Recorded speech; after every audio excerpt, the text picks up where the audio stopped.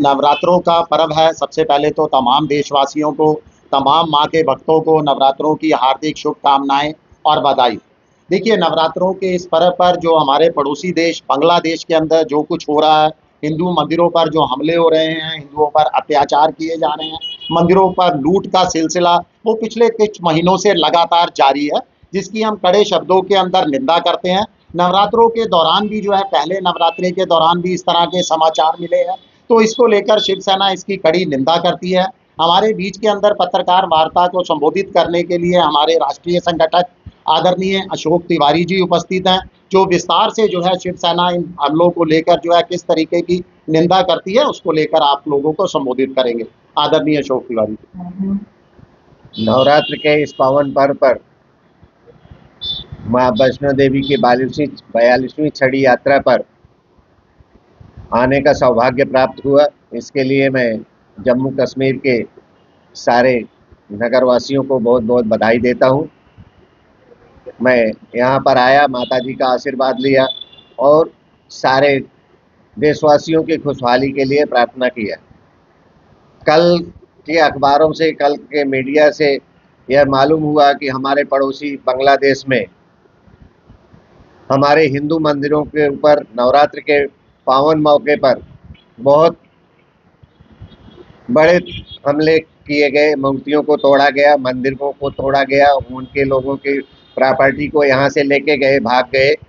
तो मैं उसकी कड़े शब्दों में निंदा करता हूँ। शिवसेना, उद्धव बाला साहब ठाकरे सभी धर्मों में, सभी जातियों में एकता की, समरूपता की जो है वो कल्पना करता है।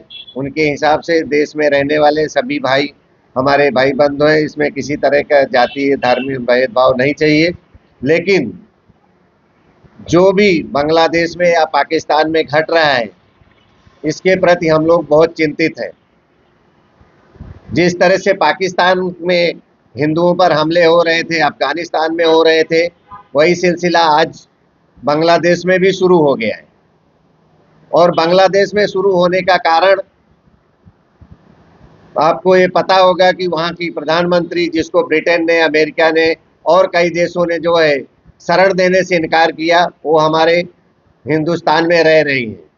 और इसका जो है परिणाम हमारे वहाँ के हिंदू भाइयों के ऊपर पड़ रहा है। लोग उनके ऊपर आक्रमण कर रहे हैं।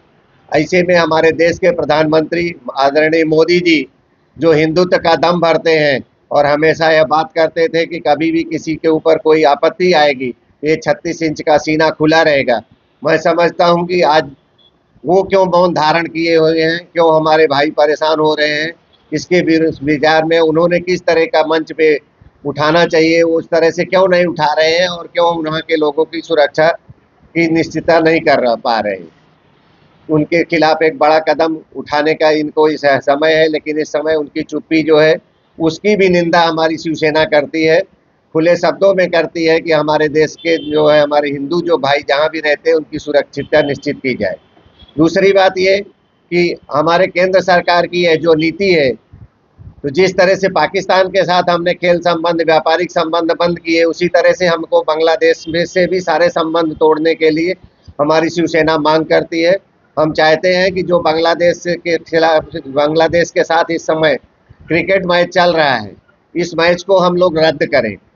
और उसके लिए मध्य प्रदेश में जो 6 तारीख को, 6 अक्टूबर को मैच वनडे होने वाला है ग्वालियर में, हम लोग ग्वालियर में जो है प्रदर्शन करने वाले हैं और उसको मैच को रद्द करने के लिए पूरी तरह से प्रतिबद्ध है। मेरी केंद्र सरकार से निवेदन है कि बांग्लादेश के खिलाफ बाकी मैच रद्द करें, उनके साथ व्यापारिक संबंध तब तक नहीं करें जब तक कि वहाँ के हिंदू भाई रहने के लिए सुरक्षित नहीं हो जाते हैं। और उनकी सुरक्षिता हम लोगों के लिए भी आदर्श होगी। और हिंदुत्व का जो नारा देते हैं, सही मायने में उसका कुछ कारगर सिद्ध हो सकता है, न कि अपने देश के लोगों के ऊपर ही यह बताना कि हम हिंदुत्व हैं, हिंदुत्व के सिवाय कुछ चाहिए नहीं, किसी धर्म से मतलब नहीं है।